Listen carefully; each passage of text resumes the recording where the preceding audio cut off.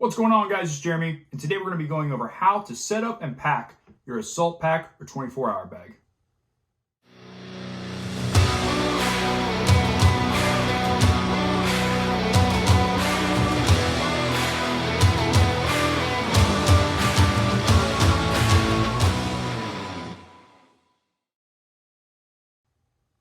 With everything going on in the world right now, everybody's getting really gung-ho.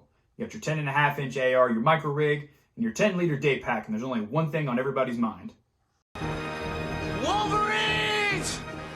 Let's slow down for a second, take a step back, and probably readdress something that everybody needs to go over again, and that is your assault pack. Your day pack, your 24-hour bag, your bug-out bag, whatever your title for this bag is called, that's what we're going to talk about today, and all the different options that you may have. You know, what your specific purpose for this bag is going to determine what goes in this and what you may call this. But before we get into that, guys, like this video, subscribe to the channel, click the Linktree link down below, and find ways to stay in contact with us, because social media does not like us to any extent. I don't know how long YouTube's going to tolerate me either. So find ways to stay in contact with us, guys. We got some classes planned that we're going to be coming out with. We have medical products that are getting ready to come back into stock come April 1st. So do that for me.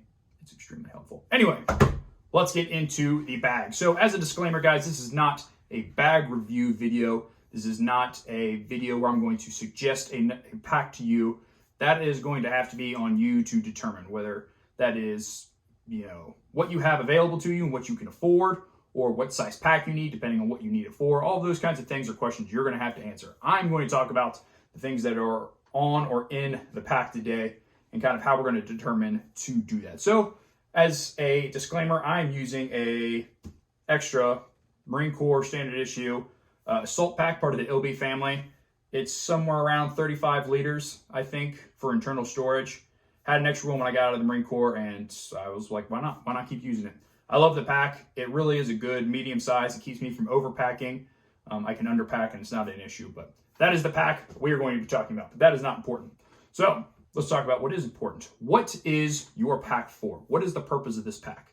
Is this pack's purpose to assault an enemy position, regardless of whatever type of profession or, you know, viewpoint that you're watching this for right now? Is this just a bug out bag? Am I trying to get from location A to location B safely within a 24-hour period? Is this a pack I keep in my truck on a daily basis for whatever type of emergencies it is? You have to identify what is the purpose of my pack, and then you're going to tailor the pack to that purpose. And we're going to talk about an acronym for that in just a second. Another thing to consider is, how are you going to wear this pack? Are you going to wear it with a plate carrier? Are you going to wear it with a chest rig? Are you going to wear, you know, nothing at all and it's just going to be worn like a normal backpack? That could determine what type of pack you get, or the style that you get, because not all packs sit or fit the same on the body. Specifically, once you add a plate carrier, you know, do you run a back panel or just a hydration pouch on the back of your plate carrier? That's going to affect how this pack sits on your body. For those of you that actually get out and train and wear your stuff, you kind of already know that. But if you're a person that's getting new into this, or you don't train, which you should, you don't know that. So we're going to talk about that. And then we're going to talk about the acronym on how you could pack this. Now, there are a ton of different acronyms and ditties for coming up with your packing list, or however you want to go amongst that. I think one of the most popular ones is the 7 C's of survival. But then there's also the 5 C's and the 10 C's. So I'm not really sure about that. Regardless, there's a ton of acronyms. My favorite acronym is SAMS. Survival, Administrative, Mission, and Sustainment. And we're going to go through this pack and talk about which items match underneath each category. Those 4 things right there will 100% give you the ability to lay out your pack, regardless if it's for a 24-hour period or it's for a week-long period. As long as you can find items that fit all 4 of those descriptive categories, your pack will be good. And your pack may change as your mission changes, or the time period in which this pack is supposed to cover. The good thing about the SAMS acronym is that you can tailor this pack to the time period and always use the SAMS acronym no matter how long that it is. Let's use food, for example. Let's say in the sustainment portion of the SAMS acronym, this is a 24-hour bag, okay? Now you need to last for 72 hours. You can still use the same acronym, the same method of planning. You just adjust the time period and the resources that go into the bag. But, all right, guys, we're going to lay everything out. We're going to go category through category about what is in this bag. But real quick, since you guys have a nice big view of it, I'm going to talk about why I keep some of the things on the outside of the bag and how you should pack the bag. So, as a general thought process, you should always pack the things that you need least often or the least valuable, possibly in a sense, towards the bottom and deeper into your pack, and the things you need more often towards the top or on the outside of the pack. For example, I have a couple extra magazines. I have a smoke grenade pouch that someone is going to comment is not okay because it's black, and that somehow a black smoke grenade pouch is going to get me killed. Not sure, but we'll ignore that. Chem sticks. You may need to quickly grab a chem stick for something, whatever it may be. I have some Molly space. I put some chem sticks on there. Some very basic things that I may need that I can grab in, half a second. Then when we get into the top of the bag, I have things like, water sources, administrative things for like mapping and stuff like that, note taking, additional magazines, then we get into more, additional socks, weather gear, food, and you're all the way down at the bottom and you're at the things that you don't need very often. Regardless if it's a 24-hour pack, 72-hour pack, you always put the things that you need the most right now towards the top and the outside, things you don't, towards the bottom and deeper into your pack. So let's go ahead and lay this out, go through this acronym category by category, and talk about some of the things that I carry just for a 24-hour period. As a disclaimer, this pack is currently set up as a very general response bag in a more security or spicy aspect. So this pack may be set up differently depending on what you're doing. If you're a person that's, in the military or, doing wild things out there in Ukraine, you may have to set this up differently as some sort of assault method. You may need to carry more magazines, more smoke, more pyro, whatever that may be. If you're a medic, obviously this is going to be a whole lot different. If this is a bug out bag, you're going to have probably a lot less magazines, a lot less pyro and stuff like that. You're going to have more bushcraft stuff and more probably food and things like that. So tailor it to what you are doing. There is no limits and or rules to this. So let's go ahead, lay this out, and talk about it. All right, guys, the first letter in the acronym SAMS is survival.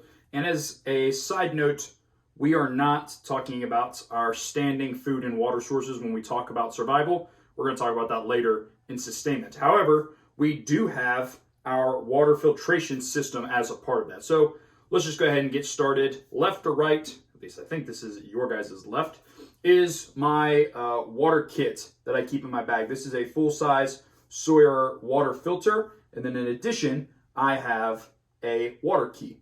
This is definitely very useful for suburban or urban environments and a method or way of finding additional water that I may not need to filter or worry about as much.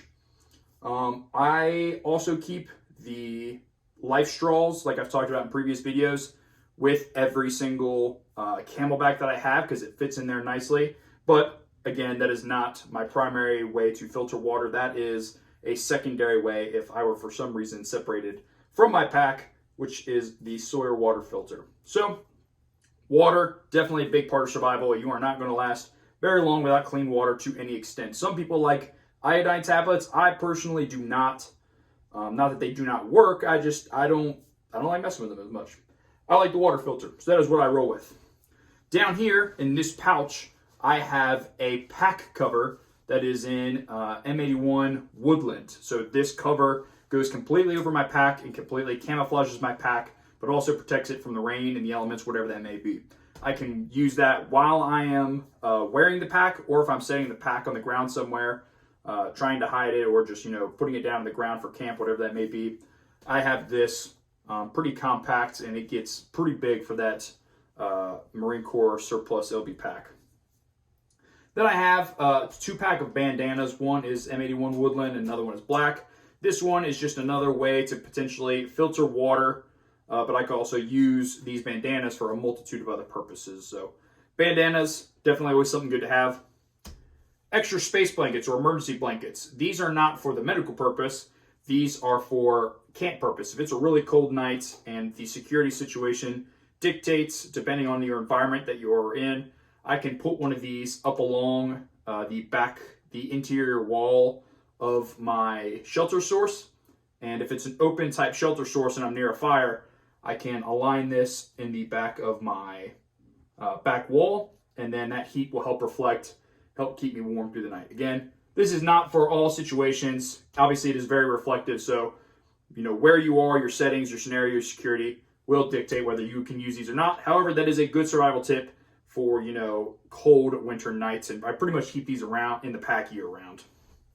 I have a few stakes that are matched with my tarp. Yeah, I probably could paint these, but they're all the way in the ground as it is when I use them, so I really don't worry about it.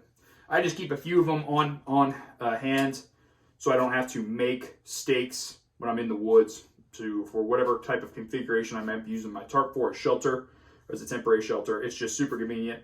I have the space, and they weigh almost nothing. My fire starter kit. I have 2 methods of fire starting and then 2 fire starters in my kit. This pouch that I have it in is just a glucometer pouch. And I have 5 of my fire starting little bricks. And then I have some little cloth fire starters that are aligned with a specific chemical. Then I have 2 lighters and my flint and steel, the old trusty flint and steel. I keep lighters everywhere though. I have more loose in my pack. I keep them in my pockets. I keep them in my chest drag and on my plate carrier. So I have lighters everywhere, but I always make sure I have 2 dedicated lighters in my fire starter kit because that is honestly my go-to. And then I keep this in this glucometer pouch because I want this to stay as dry as possible. My tarp. I specifically like investing a little bit more money into my primary tarp. So this one is also a Marine Corps surplus tarp that is in the Woodland Marpat. This has a lot more flex to it and bend and doesn't make a bunch of noise like a cheaper tarp that you may get from like Harbor Freight or any type of outdoor store or anything. I used to carry one of those cheaper ones on there in the classic M81 Woodland, but it's really noisy. It doesn't serve as many purposes. This one, I can even use this as a blanket if I'm on like a 24-hour pack type scenario. I may not pack my whoopee, but I have my tarp and I can cuddle up with this on the ground, burrito myself, whatever that may be if I'm not using this for shelter. And like I said, it doesn't make a lot of noise because it's a much nicer material. It's not as plasticky in a sense like those cheaper tarps are. And then finally, I have weather layers and or gear. So this is my rain jacket and pants bundled up. In addition, I also keep things like a spare beanie, maybe a pair of gloves, anything like that in my pack, depending on the time of year. But I consider, my weather element related gear, whether it's cold, whether it's rain, whatever it may be, a part of survival, though you could argue it's a part of mission or sustainment. With the 24-hour bags, guys, do not put a ton of emphasis on specific weather gear items, specifically if you're just going to be wet. The cold is different. The cold can kill you, and wet could kill you long term. But if you're only planning to be out for, an 8-hour op or drive to get chicken nuggets or whatever that is that you and the kids are doing, you can be wet for a little bit. And I'm not saying don't carry weather gear by any means. Don't jump in the comments yet, guys. Calm down. I'm just saying don't think that you have to have every type of weather related gear with you at all times, because you don't. If it's July and it rains, oh well. If it's, March and it rains and it's really like 45 degrees outside, yeah, you may want to prioritize staying dry even though it's not freezing out, because it is going to be cold once you are soaking wet. But, weigh the pros and cons of your weather gear. As a basis, always have some sort of jacket to keep your upper body dry, your pants, give or take. I like keeping pants with me as well. But nonetheless, this is kind of the bulk of the survival gear. And again, this is tailored towards 24 hours. If this was a 72-hour bag or a greater sustainment bag, whatever they may be, I'm going to have a lot more types of survival gear on here. So, and some of the things that you might be thinking about, where is this that falls under survival? It's probably under another category. We're going to talk about that. So let's go ahead and move on to the next portion, which is administrative. All right, guys, the next part of the acronym SAMS is administrative. So this kind of can be mixed up a little bit, or you could have a different idea of what you think falls under administrative. This is just generally what I consider. And this is a lot of just like my mapping stuff, my note-taking gear, small tools and stuff like that. And I think this all kind of falls under this general category, things you should have for the administrative purpose at all times. So left to right again, we kind of have what I consider my mapping pouch. So in this pouch, I have a calculator, my mapping protractor, a small ruler. I have a magnifying glass, my lensetic compass, mapping pens, and then I have just some additional Sharpies, pens, pencils, of course, another lighter, and then a signal mirror. It could be used for anything. It doesn't have to be a signal mirror. And then a pencil sharpener, which, as a fun fact or tip, this is not just a pencil sharpener. You can use this to create shavings with small sticks to create, help you create tinder bundles and things like that. So definitely find ways that your gear is multi-use. Nonetheless, my mapping tools. And then I have a larger notebook, note-taking method with some additional pens and Sharpies inside of this protective pouch that I keep outside of my immediate note-taking gear on my person. Flashlight, a couple extra chem lights. I have a small sewing kit that I've had since I was in the Marine Corps. A very basic knife sharpener. Tape. So you don't need to haul around a whole 25-foot roll of duct tape. Save yourself the space. Put 5 to 10 feet of duct tape on a piece of cardboard or a piece of plastic the size of a credit card, and now you have severely cut down on the amount of space that you have. Electrical tape, a headlamp with additional batteries, and this is both AA's and AAA's with red light capability, of course. I talked about tools. I like to keep a folding saw in my pack, specifically for the more survival side. I just kind of put general loose tools into this category nonetheless. Some people like hatchets. I like a folding saw. Zip ties. Zip ties are good for lots of things, whether it's connecting things to your gear, fixing stuff up on your weapon, whatever it may be. And then 550 cord of some sort. I keep just one really big bundle, and then I have a bunch pre-cut in this bag. So really just general administrative stuff that could help me do whatever it is that I need to, that is not necessarily the sexy cool guy stuff, but important nonetheless. You should have multiple ways, to take notes. You should be able to do mapping gears. You should have small tools. You don't see it here, but I have a multi-tool that I keep personally on my kit. If you don't have a multi-tool or something like that, you should keep it in your pack, and that would fall under administrative or whatever category you want to fit that under. But this is what I keep for the administrative portion of SAMS.